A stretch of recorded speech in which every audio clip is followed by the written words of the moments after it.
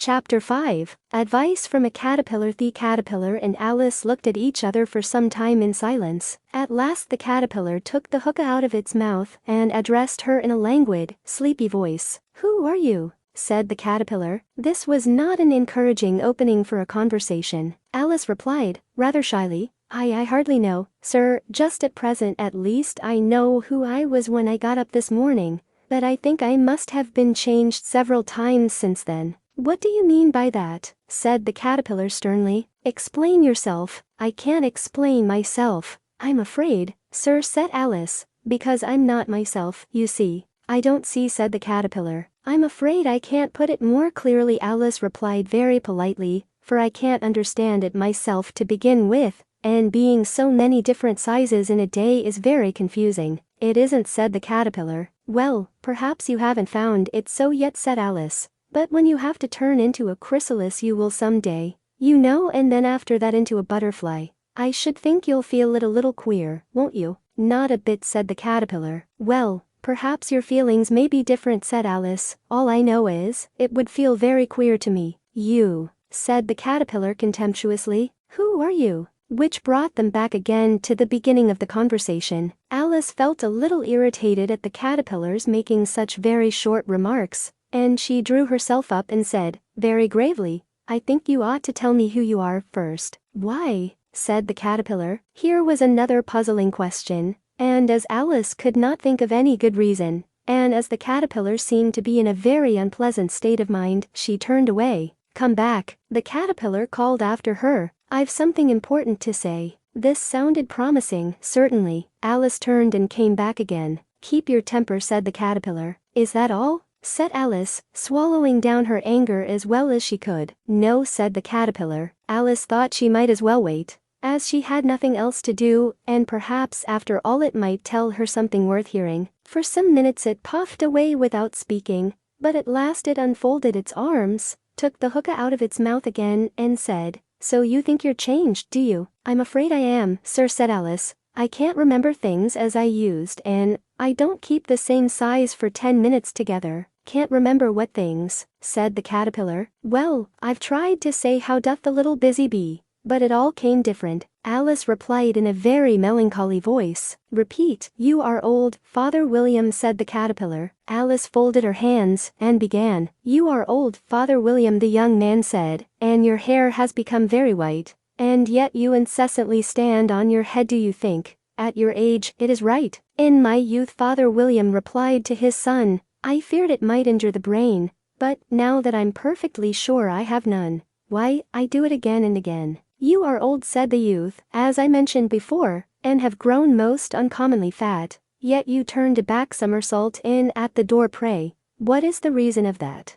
"In my youth," said the sage, as he shook his grey locks, "I kept all my limbs very supple. By the use of this ointment 1 shilling, the box allow me to sell you a couple." "You are old," said the youth, "and your jaws are too weak for anything tougher than suet. Yet you finished the goose with the bones and the beak. Pray, how did you manage to do it?" "In my youth," said his father, "I took to the law and argued each case with my wife, and the muscular strength, which it gave to my jaw, has lasted the rest of my life." "You are old," said the youth, "one would hardly suppose that your eye was as steady as ever, yet you balanced an eel on the end of your nose. What made you so awfully clever?" "I have answered 3 questions, and that is enough," said his father. "Don't give yourself airs. Do you think I can listen all day to such stuff? Be off, or I'll kick you downstairs." "That is not said right," said the caterpillar. "Not quite right, I'm afraid," said Alice timidly. "Some of the words have got altered." "It is wrong from beginning to end," said the caterpillar decidedly, and there was silence for some minutes. The caterpillar was the first to speak. "What size do you want to be?" it asked. "Oh, I'm not particular as to size," Alice hastily replied, "only one doesn't like changing so often, you know." "I don't know," said the caterpillar. Alice said nothing. She had never been so much contradicted in her life before, and she felt that she was losing her temper. "Are you content now?"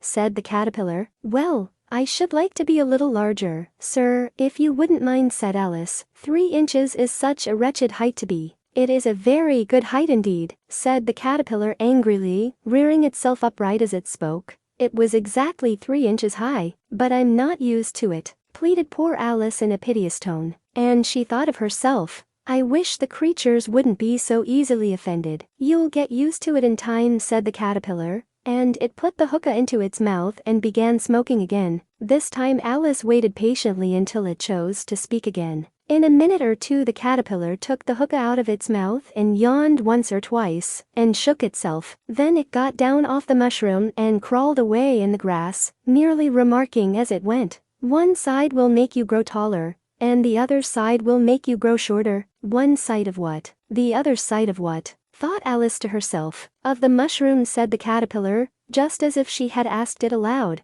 and in another moment it was out of sight. Alice remained looking thoughtfully at the mushroom for a minute, trying to make out which were the two sides of it, and as it was perfectly round, she found this a very difficult question. However, at last she stretched her arms round it as far as they would go and broke off a bit of the edge with each hand. "And now which is which?" she said to herself, and nibbled a little of the right-hand bit to try the effect. The next moment she felt a violent blow underneath her chin. It had struck her foot. She was a good deal frightened by this very sudden change, but she felt that there was no time to be lost, as she was shrinking rapidly, so she set to work at once to eat some of the other bit. Her chin was pressed so closely against her foot that there was hardly room to open her mouth, but she did it at last and managed to swallow a morsel of the left-hand bit. "Come, my head's free at last," said Alice in a tone of delight, which changed into alarm in another moment, when she found that her shoulders were nowhere to be found. All she could see, when she looked down, was an immense length of neck, which seemed to rise like a stalk out of a sea of green leaves that lay far below her. "What can all that green stuff be?" said Alice. "And where have my shoulders got to? And oh, my poor hands,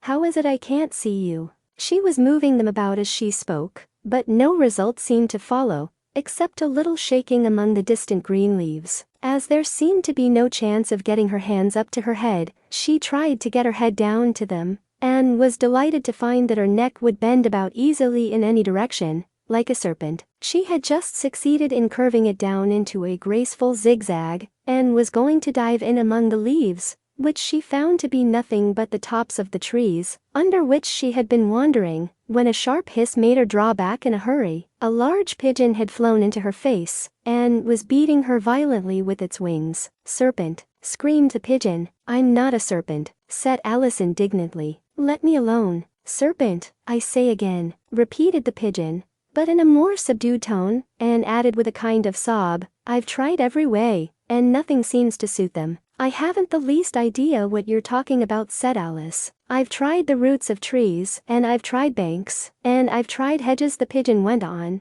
without attending to her, "but those serpents, there's no pleasing them." Alice was more and more puzzled, but she thought there was no use in saying anything more till the pigeon had finished. "As if it wasn't trouble enough hatching the eggs," said the pigeon, "but I must be on the lookout for serpents night and day. Why, I haven't had a wink of sleep these 3 weeks." "I'm very sorry you've been annoyed," said Alice, who was beginning to see its meaning. "And just as I'd taken the highest tree in the wood," continued the pigeon, raising its voice to a shriek, "and just as I was thinking I should be free of them at last, they must needs come wriggling down from the sky. Ugh, serpent." "But I'm not a serpent, I tell you," said Alice. I'm a well, what are you?" said the pigeon. "I can see you're trying to invent something." I'm a little girl," said Alice, rather doubtfully, as she remembered the number of changes she had gone through that day. "A likely story indeed," said the pigeon in a tone of the deepest contempt. "I've seen a good many little girls in my time,